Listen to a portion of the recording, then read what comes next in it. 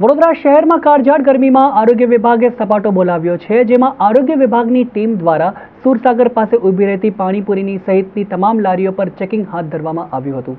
વડોદરા શહેરમાં ઉનાળાની ઋતુમાં ખાસ કરીને ઠંડા પીણા, કેરીના રસ સહિતનું વેચાણ વધી જાય છે।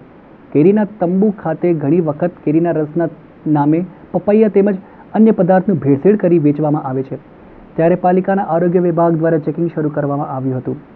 તો શહેરમાં ગરમીને લીધે પાણીજન્ય રોગોમાં વધારો થતાં આરોગ્ય વિભાગની ટીમ સક્રિય થઈ ગઈ છે। આરોગ્ય વિભાગની ટીમ દ્વારા સુરસાગર પાસે ઊભી રહેતી તમામ પાણીપુરી સહિતની લારીઓ પર ચેકિંગ હાથ ધરવામાં આવ્યું હતું। પાણીપુરીમાં વપરાતા પાણીનો નાશ કરવામાં આવ્યો હતો, તો કેટલીક લારીઓ બંધ પણ કરવામાં આવી હતી। તો જે લારી ધારકો પાસે લાયસન્સ ન હોય તેવી લારી ધારકોને પણ સૂચના આપવામાં આવી હતી।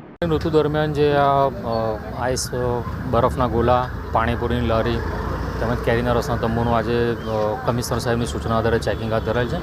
આજરોજ સુરસાગરના વિસ્તારોમાં પાણીપુરીની જે ખાસ કરીને લારી ઊભી રહે છે તેમાં એ લોકો પાણીમાં ડાયરેક્ટ જે બરફનો યુઝ કરે છે તે આધારે અમે આજે હાથ ચેકિંગ કર્યું છે અને કેટલીક લારીમાં અમને જોવા મળેલ તેનો તાત્કાલિક ધોરણે અમે નાશ કરાવેલ છે અને કેટલાક હોકર્સ પાસે FSSAI અંતર્ગત રજિસ્ટ્રેશન કરાવેલ ન હતું તેમનો ધંધો પણ તાત્કાલિક ધોરણે બંધ કરાવી અને એમને રજિસ્ટ્રેશન લેવાની ફરજ પાડેલ છે।